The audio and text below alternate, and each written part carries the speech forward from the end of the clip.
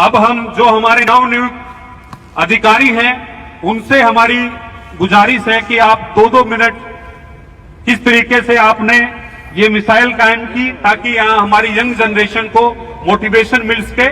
तो सबसे पहले मैं डॉक्टर दीपक कुमार जी को बुलाऊंगा मंच पे, वो बताएं कि किस तरीके से उन्होंने इस सफर को तय किया। डॉक्टर दीपक कुमार।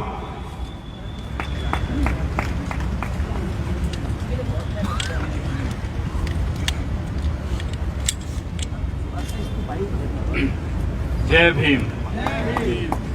मंच पर उपस्थित चीफ गेस्ट, मेरे बुजुर्ग, मेरे भाई, मैं सबसे पहले आप सबका बहुत बहुत धन्यवाद देना चाहूँगा जिन्होंने यह सम्मान समारोह ऑर्गेनाइज किया और हमारे समाज के सभी लोगों को, जितने भी प्रोफेशन हैं, डॉक्टर्स, इंजीनियर्स, एजुकेशन, सभी को, और म्यूजिशियन, बहुत अच्छा गाना गाया था, सभी को इकट्ठा किया। और ऐसे इकट्ठे करने वाले प्रोग्राम समय समय पर ज़्यादा से ज़्यादा होते रहने चाहिए। उसी से हमारी यूनिटी जो है वो बनती है और यूनिटी दिखती है। इसके आगे मैं यह बताना चाहूँगा, जैसे सर ने कहा कि थोड़ा अपना एक्सपीरियंस, अपनी जर्नी थोड़ा उसके बारे में साझा करें। मेरी जर्नी के बारे में जो यूपीएससी का एग्ज़ाम क्वालिफाई किया, उसके अलावा मैं थोड़ा सा यह कहना चाहूँगा कि मैंने यूपीएससी के बारे में मेरी ग्रेजुएशन ख़त्म होने के बाद सोचा। और यहाँ पर मैं आपको बताना चाहूँगा, अपने जो युवा लोग हैं जो ग्रेजुएशन कर रहे हैं यूनिवर्सिटी में, कॉलेज में, कि यूपीएससी है या फिर आपकी स्टेट पीसीएस एग्ज़ाम्स हैं, इनके बारे में जल्दी से जल्दी अगर आप सोचें अपनी कॉलेज के दौरान, फर्स्ट ईयर, सेकेंड ईयर या लास्ट फाइनल ईयर तक, जितना जल्दी सोचेंगे, उतना जल्दी आप तैयारी शुरू कर पाएंगे, उतना जल्दी आप किसी अपने मेंटर्स के, टीचर्स के कांटेक्ट में आएंगे और आप यह एग्ज़ाम बड़े जल्दी क्वालिफाई कर पाएंगे। और जल्दी एग्ज़ाम क्वालिफाई करने का बड़ा इम्पोर्टेंस है। एक एग्जाम्पल के थ्रू मैं बताऊंगा कि जैसे हमारे सिविल सर्विस में जाएंगे और उनके फिर समय समय पर प्रमोशन होंगे, और सिविल सर्विस में सबसे बड़ा प्रमोशन कैबिनेट सेक्रेटरी है। कैबिनेट सेक्रेटरी मतलब लगभग यूं कहें 35 साल की सर्विस, और उससे ज़्यादा तो आप कैबिनेट सेक्रेटरी बनते हैं। मेरे भाई हैं नीतीश राजौरा, पूर्ण उम्मीद है कैबिनेट सेक्रेटरी बनेंगे।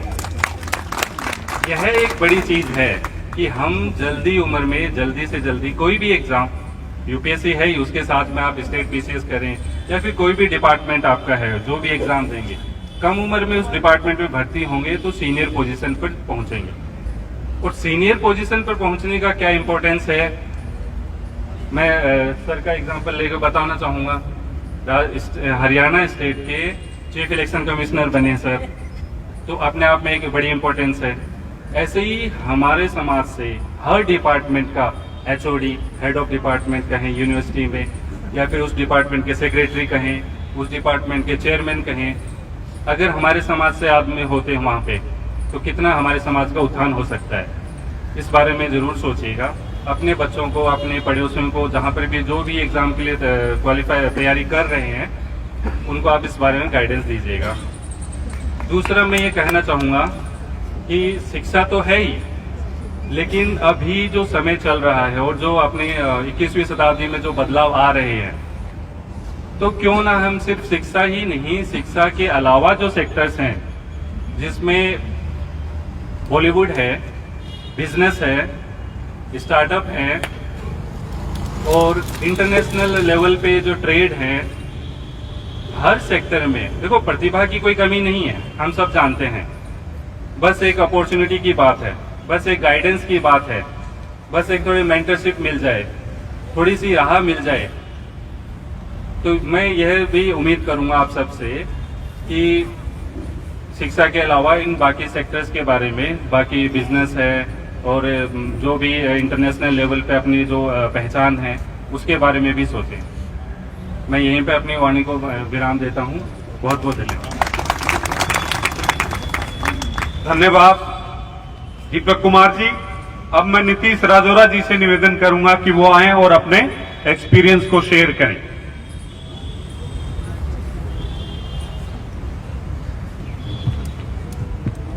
सबसे पहले बाबा साहेब डॉक्टर भीमराव अंबेडकर जी के चरणों में नमन और मंच पे उपस्थित आज के मुख्य अतिथि आदरणीय दिलीप सिंह जी और इस साल मेरे साथ सिलेक्ट हुए यूपीएससी में ऐसे हमारे साथी डॉक्टर दीपक जी, मैडम सौम्या जी और सभी वरिष्ठ लोग जो मंच पे हैं, उन सबको मेरा नमस्कार। और हमारे सभागार में उपस्थित सभी वरिष्ठ लोग, आप सबका आशीर्वाद बना रहना चाहिए, ये पहले आप सबको नमन। तो जैसे कि आज के कार्यक्रम का नाम रखा गया है कि ये अचीवमेंट का, हमारे जो अचीवमेंट है उनका सम्मान है, लेकिन मुझे लगता है कि ये अचीवमेंट से ज्यादा एक सम्मान है, एक जिम्मेदारी है जो समाज ने और पूरे देश ने हम जैसे युवाओं पे डाली है। तो अब ये हमारे ऊपर है, अब जैसे मैं, हमारे साथी जो और है, अब हम सब के ऊपर है कि हम इस जिम्मेदारी को कैसे आगे बढ़ाएं। अब इस जिम्मेदारी के थ्रू हम कैसे आगे वाले जो आने वाले बच्चे हैं उन सबको कैसे आगे लेके जाएं। तो यही बाबा साहेब की जीवन का सपना था कि हर किसी को शिक्षित रहना चाहिए। अभी बहुत बार ये उनका स्लोगन रिपीट हुआ है कि शिक्षित रहो, संगठित रहो, संघर्ष करो। तो उस शिक्षित रहने का मतलब था कि सिर्फ कुछ ही लोगों को शिक्षित नहीं होना, समाज के हर एक व्यक्ति को शिक्षित होना है, और उसमें महिलाएं, बेटी, बहन सबसे पहले आती है। जैसा हमारे आदरणीय साथी ने बोला था कि सबसे पहले हमें महिलाओं को जरूर देखना चाहिए, क्योंकि ये तो है कि हमारे समाज में कई लोग ऊंचे पायदान पे पहुंचे हैं, लेकिन उसमें अगर देखा जाएगा कि महिला कितनी है तो वो बहुत ही मिनिस्क्यूल नंबर है, बहुत ही छोटा नंबर है। तो ये मेरा रिक्वेस्ट है कि आप सब मेरे बड़े हैं, मैं बहुत छोटा हूं, कि अपने घर में, अपने समाज में, अपने मोहल्ले में जिस किसी को हो सके, जिस किसी बेटी, जिस किसी बहन का हो सके, उसको आगे बढ़ाइए, उसको और पढ़ाई में सहायता करिए। और दूसरा बात कि बाबा साहब ने कहा था कि संगठित रहिए, तो हम देखते हैं कि हम अभी भी जातिवाद में, हम आपस में ही जातिवाद में उलझे हुए हैं।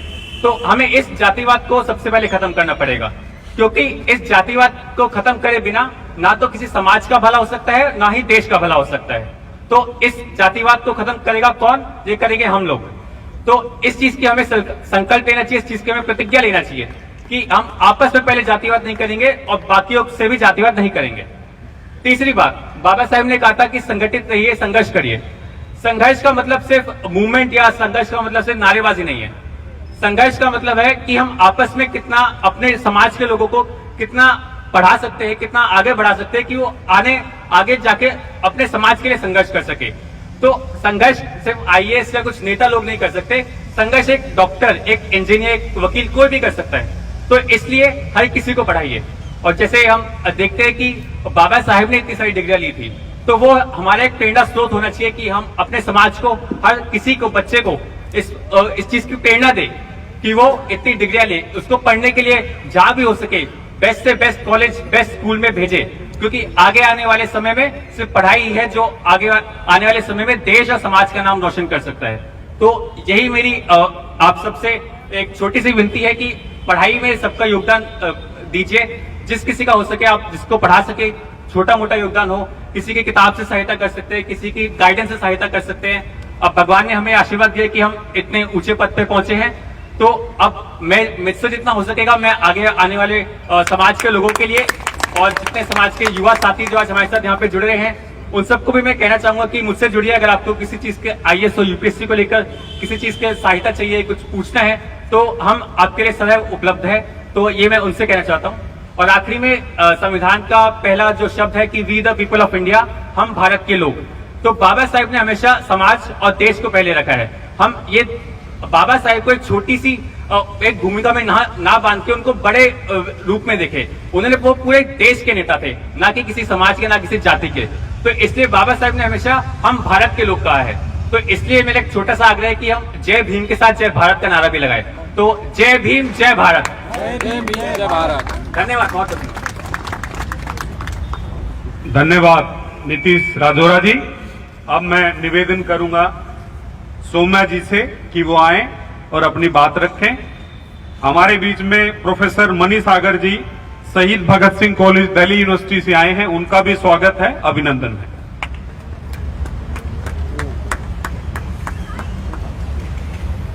कौन कहता है कि आसमान में सुराग नहीं हो सकता, कौन कहता है कि आसमान में सुराग नहीं हो सकता। एक पत्थर तो तवे से उछालो यारो, एक पत्थर तो तवे से उछालो यारो। यहाँ पर उपस्थित सभी लोगों को, चीफ गेस्ट स्पेशली और को सिलेक्टेड पीपल और ऑर्गेनाइजिंग टीम के सारे मेंबर्स और ऑडियंस, सभी को मेरा जय भीम, नमो बुद्धाय। आज आप लोगों ने इस मंच पर मुझे जो सम्मान दिया और जो इतना ऑनर दिया, उसे देख के मेरी आंखें काफी नम है और मैं इसको वर्ड्स में भी एक्सप्रेस नहीं कर पा रही हूँ। और जैसे कि मुझे बोला गया कि आप अपनी जर्नी के बारे में बताओ, तो सबसे पहले मैं अपने बारे में कुछ बताना चाहूंगी कि आईएएस बनने का सपना कैसे आया और क्यों मुझे आईएएस बनना था। जब मैं छोटी थी, 7-8 साल की रही होंगी, तो मेरे फादर और ग्रैंडफादर मुझे बोलते थे कि बेटा हमारे गांव से एक आईएएस ऑफिसर है श्री चंद्र साहब जी, जो कि काफी सीनियर पोजीशन में रिटायर्ड हुए थे हरियाणा काडर में। वो आईएएस ऑफिसर है और आईएएस ऑफिसर होते हैं तो आप काफी समाज के लिए काम कर सकते हैं और काफी प्लेटफॉर्म होता है। तो वहीं से एक छोटी सी बच्ची ने सपना देखा था कि उसे भी बड़े होकर आईएएस ऑफिसर बनना है। उस टाइम ये नहीं पता था कि क्या होता है, कैसे होता है, बट ये था कि चलो देखेंगे हम भी कि कैसे करते हैं। जैसे मैंने स्कूलिंग करी अपनी 12th के बाद, तो उस पर क्लियर हो गया था कि आप कॉलेज में आईएएस की तैयारी करनी है और अपना आईएएस में फुल प्रिपरेशन करना है। तो मैंने अपनी इंजीनियरिंग की पढ़ाई करी दिल्ली से ही, जहाँ से मैंने 2019 से पास आउट किया। और फिर जैसे मेरा कॉलेज खत्म हुआ तो मैंने पूरा फोकस की, अब मुझे 2020 का अटेम्प्ट देना है, तो मैंने अपनी पूरी तैयारी शुरू करी। यहाँ पे एक और था कि मेरे को ये था कि मुझे 2019 का अटेम्प्ट देना है, क्योंकि 19 मेरा कॉलेज पास आउट हो गया था, ग्रेजुएशन डिग्री हो गई थी। बट क्योंकि मेरी एज 20 ईयर्स थी और आपको एग्जाम लिखने के लिए 21 ईयर का होना होता है, तो मुझे 1 साल और वेट करना पड़ा। और मैंने सोचा कोई बात नहीं, ये मेरे लिए ब्लेसिंग इन डिस्गाइज है, मैं 1 और साल और अच्छे से मेहनत करूंगी और एग्जाम को पूरे फोकस से तैयारी करूंगी। मैंने इस जर्नी में काफी लोगों ने मुझे सपोर्ट किया, स्पेशली मेरी फैमिली, जो जॉइंट फैमिली है, सब लोगों ने मुझे बहुत सपोर्ट किया, स्पेशली टीचर्स और काफी सारे लोग मुझे मिले जिन्होंने मुझे काफी सपोर्ट किया। तो मुझे इससे ये पता चला कि काफी एक लर्निंग सीखने को आई कि अगर आप किसी चीज को बहुत शिद्दत से चाहते हैं तो आपको कोई ना कोई ऐसा होता है कि आपको उस पूरी कायनात आपको उस मुकाम तक पहुंचाने की कोशिश करती है। और ये मैंने अपनी जर्नी में देखा है और by the grace of God और सब चीज सही रही और I was able to clear it in the first attempt itself. और सो काफी, लेकिन जैसे कि अभी को सिलेक्टेड मैंने बोला कि ये एक आईएएस ऑफिसर होना एक रिस्पॉन्सिबिलिटी है। मतलब अभी आपके पास एक प्लेटफॉर्म है, आपकी जर्नी जो है अभी शुरू हो रही है, अभी तो आपने कुछ देखा ही नहीं है, अभी आपको काम करना है। तो मुझे काफी ब्लेस्ड फील हो रहा है कि I am given this opportunity कि मैं कुछ कर पाऊं और मेरी पूरी कोशिश रहेगी कि मैं जितना हो सके पूरे समाज के लिए, देश के लिए अपना पूरा योगदान दे सकूं। और अंत में मैं यही बोलना चाहूंगी कि जैसे आप लोग का आशीर्वाद अब तक है और आगे भी मेरी जर्नी में आशीर्वाद बना रहे और आप लोग का सहयोग बना रहे। और इसी के साथ मैं आप सभी लोगों को फिर से थैंक यू बोलूंगी और जय भीम, नमो बुद्धाय एंड जय भीम, जय भारत।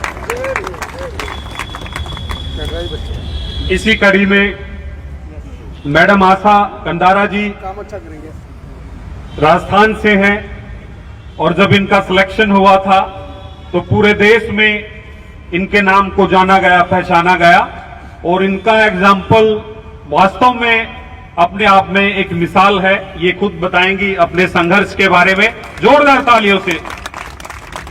माइक थोड़ा बीच में रख दो तो धूप पड़ रही है इधर की तरफ ना, थोड़ा सा वक्ताओं को दिक्कत होगी, थोड़ा छाया में कर दीजिएगा। हाँ, वो आधी छाया आधी हो रही है, हमें दिक्कत होगी, हमें दिक्कत होगी।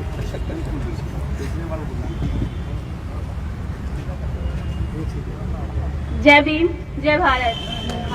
सर्वप्रथम अतिथिगण और उपस्थित प्रत्येकगण, आप सबका बहुत बहुत दिल से आभार है। इतना मान सम्मान, इतना प्यार देने के लिए बहुत बहुत शुक्रिया। सर ने जैसे बताया कि अभी इतने सारे नव नियुक्त जो आईएएस ऑफिसर हैं तो उन सबकी जर्नी के बारे में बताया और आरएएस तो शायद आईएएस के सामने एक छोटा सा है, लेकिन वही चीज़ है कि स्टेट का सबसे वो है और मेहनत, अगर इंसान सपना ऊंचा देखता है तो उसके लिए मेहनत भी बहुत करनी पड़ती है। और अनुसूचित जाति जो एक ऐसी कास्ट जो अपना आता है बहुजन समाज, तो उन लोगों को कितना सफर करना पड़ता है ये शायद आप सब लोग बैठे हैं आप सबको पता होगा। क्योंकि अगर आपको समाज में अपने एक स्टेटस बनाने के लिए, आपको रहने के लिए, जीविका के लिए अगर आपको सफर करना पड़ता है, उसके लिए इतना ही काफी है कि आप अनुसूचित समाज से हो। चाहे आप कितने कैपेबल हो, आपकी कैपेसिटी कितनी है, वो चीज नहीं देखी जाती। तो कहीं ना कहीं जातिवाद, जैसे अभी उन्होंने भैया ने बताया कि जातिवाद को खत्म करने के लिए इन सब जंजाल से निकालने के लिए कोई नहीं आएगा, हमें खुद कोशिश करनी पड़ेगी, खुद को काफिला बना के चलना पड़ेगा, खुद भी निकलिए और दूसरों को भी निकालना पड़ेगा। जैसे कि बाबा साहब ने कहा था कि शिक्षा वो शेरनी का दूध है जो पिएगा वो दहाड़ेगा, तो खुद भी दहाड़िए, साथ में समाज, परिवार और देश सबको दहाड़ना सिखाइए। और स्पेशली मैं ये कहना चाहूंगी कि कहीं ना कहीं आज कहते हैं कि महिलाओं का दर्जा पुरुष के बराबर है, लेकिन एक बिटर ट्रुथ है कि कहीं ना कहीं नहीं है। आज भी महिलाओं का दर्जा बहुत नीचे है और वो सम्मान नहीं मिल पाता जितना हमें किताबों में, समाज में, अखबारों में वगैरह जितना बताते हैं।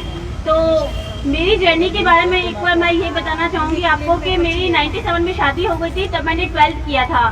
तो शादी के बाद इवन आप लोगों को पता होगा कि एक लड़की की जो दुनिया होती है वो शायद उसके इन-लॉज, उसका परिवार, उसके बच्चे, फैमिली वही रह जाती है। तो मेरा भी ऐसा ही कुछ था, पढ़ाई छोड़ दी थी बिल्कुल। उसके बाद में 2013 में एक ऐसा मोड़ आया, सबकी लाइफ में विषम परिस्थितियां आती है, मेरे भी आई थी। तो कोई फैमिली डिस्प्यूट की वजह से मेरा डाइवोर्स हो गया। उस सिचुएशन में मैंने मतलब ये एक इंसान, अच्छा से खासा इंसान फेडअप हो जाता है, तो शायद मैं भी कहीं ना कहीं टूट चुकी थी। लेकिन मेरे पिताजी जो है, मेरे पापा, वो मेरी बैकबोन बने, मेरी स्ट्रेंथ बने। उन्होंने समझाया कि बेटा विषम परिस्थितियां सबकी जिंदगी में आती है, अब आप उसमें बिखरते हो या निखरते हो ये आप पे डिपेंड करता है। आप अपनी पढ़ाई शुरू करो, क्योंकि शिक्षा से पहले कुछ भी नहीं है। अगर आपको आगे बढ़ना है तो पढ़ाई करो। तो मेरे पापा ने मुझे ये बताया कि आप पढ़ाई करो। मैंने 97 में 12th किया, 2013 में मैंने अपना ग्रेजुएशन स्टार्ट किया। उसके बाद 2016 में मेरा ग्रेजुएशन कंप्लीट हुआ और काफी कुछ मतलब प्राइवेट जॉब में, सेक्टर में भी जॉब किया था। तो लोग कहते थे कि तुम क्या कलेक्टर हो क्या, ये हो क्या, वो हो क्या। तो वो कहीं ना कहीं एक तीस चुपता था कि ये कलेक्टर होता क्या है, ये बड़ी पोस्ट वाले ऑफिसर आते कहाँ से है। पहले बोल दो। छोटी कास्ट में कोई ये नहीं बताता है कि आपने ग्रेजुएशन कर लिया बेटा, आप इस चीज की तैयारी करो, इस चीज की तैयारी करो। इवन कोई करना भी चाहता है, न्यूज़पेपर में देखते हैं ये IAS बना, वो IAS बना, तो आप अगर कोशिश भी करो तो वो आपको डीमोटिवेट ही करेंगे। है तुमने किया, तुम कर सकते हो क्या, तुम्हारे बाप दादा ने किया। तो वो इंसान को डीमोटिवेट करने वाले 100 जने मिल जाएंगे, लेकिन मोटिवेट करने वाला एक भी नहीं मिलेगा। तो वही चीज है कि मैंने भी गूगल पे सर्च मारा कि ये RAS होता क्या है, बिकॉज IAS का था लेकिन 38 लास्ट डेट था और मैं 40 तो एलिजिबल नहीं थी, तो पॉसिबल नहीं हो पाया। फिर भी अपने सपनों को कहीं रोका नहीं, कोई बात नहीं, IAS नहीं तो RS ही सही, क्या पता डिपार्टमेंट में जाके डिपार्टमेंट से पर अगर फाइट करके IAS बन पाए तो वो चीज भी देखेंगे। फिर भी उसके बाद एक 2016 से प्रिपरेशन शुरू की। 2000 ऐसा मोड़ आया कि मैंने जोधपुर नगर निगम म्यूनिसिपल कॉर्पोरेशन में फॉर्म भरा था जॉब के लिए, तो वहाँ मेरा सिलेक्शन हो गया। तो सब जनों ने बोला, फ्रेंड फैमिलीज ने काफी ने बोला कि तो RS की प्रिपरेशन कर रही है और नगर निगम में जॉब करेगी। इवन तो मैंने कहा कोई बात नहीं, समाज कोई छोटा बड़ा नहीं होता, काम कोई छोटा बड़ा नहीं होता, इंसान की सोच छोटी बड़ी होती है। देन मैंने वहाँ पे भी ज्वाइन किया और अपनी स्टडी भी फर्दर रखी। उसके बाद में पोस्टपोन होते रहे एग्जाम वगैरह, पेंडेमिक आ गया। उसके बाद में 2021 लास्ट आपके सामने अभी रिजल्ट आया, तो जो रिजल्ट है वो आप सबके सामने है। तो वही चीज कहना चाहूंगी कि विषम परिस्थितियों में अपने आप धैर्य को कभी नहीं थोके, अपने आप को कभी किसी से कम नहीं आके। आप महिला हो, बच्ची हो, कोई फर्क नहीं पड़ता है, बस आपकी मेहनत मैटर करती है कि आप मेहनत कितना करते हो, आप अपना दृढ़ निश्चय कितना रखते हो। और मैसेज है तो आप सबसे मैसेज नहीं, एक रिक्वेस्ट है कि जो भी बच्चे बच्चियां जो पढ़ना चाहते हैं, बिकॉज उनके पास सोर्सेज नहीं है, वो कैपेबल नहीं है, उनकी फैमिली कैपेबल नहीं है, तो बस एक यही रिक्वेस्ट है आप सब लोगों से, इस संस्थान से, जितने भी संस्थान है, लाइब्रेरीज है, उन सबसे कि जिन लोगों के पास सोर्सेज नहीं है, बस उन लोगों का मार्गदर्शन बनिए, उन लोगों के मार्गदर्शन की कड़ी बनिए। आपको जितना नॉलेज है आप उन लोगों को देखिए, आगे से आगे लड़कियों को, बच्चियों को, लड़कों को, सबको ये मैसेज दे कि आप पढ़ सकते हो, आप ये कर सकते हो, आप वो कर सकते हो। आप अभी तो बहुत सारी फैसिलिटीज है, फोन है, इंटरनेट है, ऑनलाइन कोचिंग्स है, तो आप बिना फीस भरे भी सब कुछ कर सकते हो। बस ये एक सही मार्गदर्शन की जरिए, तो उस मार्गदर्शन की कड़ी बनिए जरूर जरूर। शुक्रिया बहुत बहुत।